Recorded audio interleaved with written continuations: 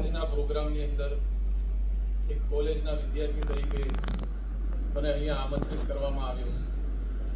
અને આજના આ પ્રોગ્રામમાં સ્ટેજ પર બિરાજમાન મહાનુભાવો કે જેમના પરિચયનો આપણને કોઈને જરૂરત નથી એવા સ્વાતંત્ર્ય સેનાનીના દીકરા અને મારા આદર્શ શ્રી આપણા કોલેજના સ્થાપક બિપિનભાઈ પટેલ સાહેબ, કોલેજના પ્રિન્સિપાલો, કોલેજના અધ્યાપકો અને સાથે વિદ્યાર્થી મિત્રો, આપ દરેકનું દિલથી સ્વાગત કરું છું. આપણો દેશ અંગ્રેજોનો 100 વર્ષથી વધુ સમય માટે ગુલામ રહ્યો અને આ દેશ પર ગુલામીના કાળા વાદળો જ્યારે મંડરાઈ રહ્યા હતા ત્યારે આ દેશને આઝાદ કરવાની એક ચિંગારી આ દેશની જનતાની અંદર જાગી અને આ દેશને અંગ્રેજોની કાળી ગુલામીમાંથી 15મી ઓગસ્ટ અને 1947 ના રોજ જ્યારે આઝાદ કરવામાં આવ્યો ત્યારે આ દેશની અંદર આઝાદીનો એક સોનેરી સૂરજનો ઉદય થયો. પરંતુ આ સોનેરી સૂરજના ઉદય પછી દેશની અંદર એક કાળો દિવસ એવો આવ્યો અને એક લાંબો કાળો સમય એવો આવ્યો કે દેશની જનતા આ સમય અને આ દિવસને ક્યારે પણ ભૂલી નથી શકતી.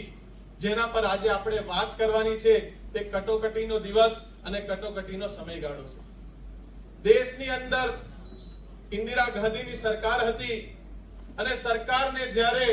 પોતાની ખુરશી જોખમાઈ, જ્યારે આંતરિક વિખવાદો વધવા લાગ્યા, મોંઘવારી ઉપર કાબુ જ્યારે ગુમાવી દીધો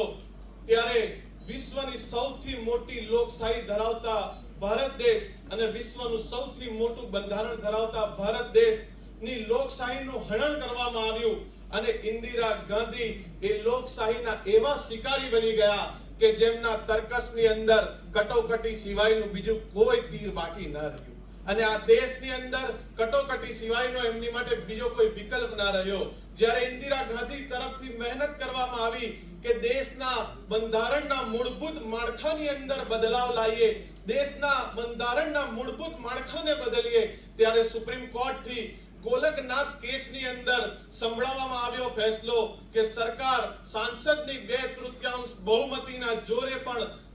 બંધારણના જે મૂળભૂત ભાગ છે એની અંદર બદલાવ નથી કરી શકતો. તેમ છતાં પણ આ સરકાર બંધારણના મૂળભૂત ભાગને બદલવાની કોશિશમાં લાગી રહી અને 1973 ની અંદર કેશવાનંદ ભારતીના કેસની અંદર સખ્ત શબ્દોની અંદર સુપ્રીમ કોર્ટ તરફથી કહી દેવામાં આવ્યું કે બંધારણના જે મૂળ ભાગ છે તેની અંદર સરકાર કોઈ પણ કાળે બદલાવ કરી શકતી નથી અને આ ફેસલાથી ન્યાયપાલિકા અને સરકાર બંને આમને સામને આવી ગયા અને સરકારે પોતાની સત્તાની જોરે ઇન્દિરા ગાંધીએ આપણા દેશની સુપ્રીમ કોર્ટના 3 ચીફ જસ્ટિસને બરતરફ કર્યા. આ એક ન્યાયપાલિકા માટે અને આપણા દેશ માટે પણ એક શરમની વાત હતી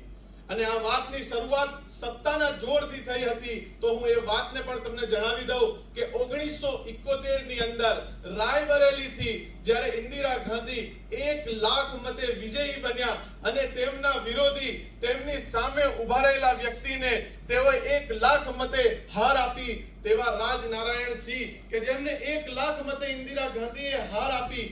આ કારમી હાર હતી પરંતુ ખરેખર આ વાસ્તવિક હાર ન હતી. રાજનારાયણ સિંહે આ હારને પડકારવા માટે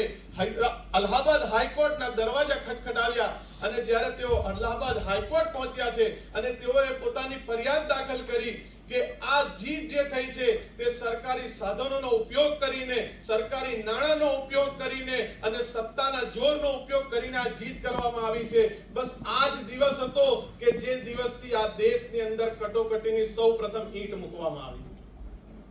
ત્યારબાદ 12 જૂન 1975 ના દિવસે 12 જૂન 1975 ના દિવસે અલ્હાબાદ હાઈકોર્ટનો ઐતિહાસિક ફેસલો આવ્યો અને એ ફેસલાએ ઇન્દિરા ગાંધીને હારેલા ઘોષિત કર્યા, હારેલા જાહેર કર્યા અને જેની સામે રાજનારાયણ સિંહને તેઓએ જીતેલા ઉમેદવાર જાહેર કર્યા. સાથોસાથ 6 વર્ષ સુધી ઇન્દિરા ગાંધી પર ચૂંટણી લડવા પર પ્રતિબંધ મૂકી દીધો. જ્યારે ઇન્દિરા ગાંધી પાસે રાજીનામું માંગવામાં આવ્યું તો સત્તા અને સ્વાભિમાનના જોરે તેમણે રાજીનામું આપવાની મનાઈ કરી, ના કીધું અને તેઓએ સુપ્રીમ કોર્ટની અંદર અલ્હાબાદ હાઈકોર્ટના ફેસલાને પડકાર્યો અને અલ્હાબાદ હાઈકોર્ટના ફેસલાને પડકારતી પિટિશન તેઓએ સુપ્રીમ કોર્ટની અંદર દાખલ કરી. પરંતુ 24 જૂનના રોજ 24 જૂન 1975 ના રોજ સુપ્રીમ કોર્ટનો ફેસલો આવ્યો કે ઇન્દિરા ગાંધી પોતાના પદ પર રહી શકે છે, પરંતુ તેઓ સંસદની અંદર ચર્ચા વિચારણા કરી નથી શકતા અને સંસદની અંદર તેઓ પોતાનો મત આપી નથી શકતા.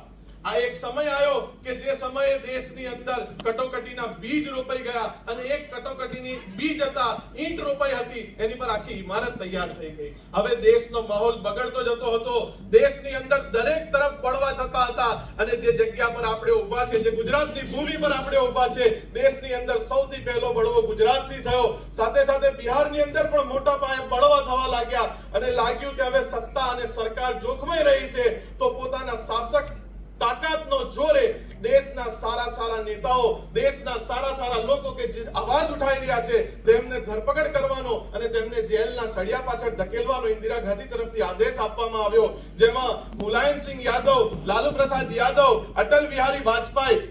સાથે સાથે લાલ કૃષ્ણજી અડવાણી જેવા મહાન નેતાઓને પણ જેલના સળિયા પાછળ ધકેલવામાં આવ્યા અને આ દેશની અંદર એક તાનાશાહીનો પણ જન્મ થયો અને દેશની અંદર સત્તાના જોરે એટલા બધા ઇતિહાસના પાના પર લખાય છે કે એટલા બધા નેતાઓ અને જનતાની ધરપકડ કરવામાં આવી કે જેલની બેરેકો પણ ઓછી પડવા લાગી અને 1 લાખથી વધુ લોકોની ધરપકડ થઈ અને જ્યારે જેલની બેરેકો ઓછી પડી છે તો તેમને ખુલ્લા મેદાનની અંદર કેદ કરવામાં આવ્યા. હવે આ દિવસ, જે આજનો દિવસ એટલે કે 25મી જૂન, આજથી ઠીક 50 વર્ષ પહેલા 25મી જૂનના દિવસે જય નારાયણ, જેમને જેપી તરીકે સંબોધવામાં આવ્યા, જેઓ જય નારાયણસિંહ દેશના દરેક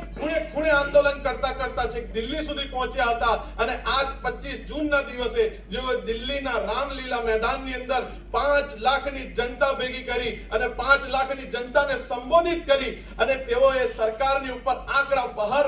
કર્યા અને આ આકરા પ્રહાર અને જનતાનો આક્રોશ જોઈ અને પોતાની હાર પહોળી ગયેલા ઇન્દિરા ગાંધીએ પોતાના અંગત સલાહકાર એવા વેસ્ટ બંગાળના સીએમ ને પોતાની પાસે બોલાવ્યા અને પીએમ હાઉસની અંદર ચર્ચા વિચારણા લાંબી કર્યા બાદ તેઓ 25મી જૂનના દિવસે રાત્રે તે સમયના તત્કાલીન રાષ્ટ્રપતિ ફખરુદ્દીન અલી અહેમદની પાસે પહોંચ્યા અને 25મી જૂનની કાળી રાત્રે આ દેશની અંદર ફખરુદ્દીન અલી ના તરફથી દેશની અંદર કટોકટી જાહેર કરવામાં આવી અને 26મી જૂન સવારે 6 વાગે રેડિયાથી ઇન્દિરા ગાંધીએ દરેક જનતાને સંબોધતા કહ્યું કે હવે આ દેશની અંદર કટોકટી લાગુ કરી દેવામાં આવી છે. આ દેશે 21 મહિના કટોકટીના સમયની અંદર કાઢ્યા. 21 મહિનાના કાળા ધબ્બા આ દેશની ઉપર પડી ગયા. ત્યાર પછી આ દેશની અંદર ફરી એક નવા સૂરજનો ઉદય થયો છે. અંતમાં હું મારા દેશની શાનની અંદર એટલી જ વાત કહીને મારી વાતને પૂરી કરીશ. ન પહેચાન મેરી હૈ ન કોઈ નામ હમારા હૈ, न पहचान मेरी है न नाम हमारा है, हम हिंदुस्तानी है और हिंदुस्तान हमारा है. जय हिंद, जय भारत.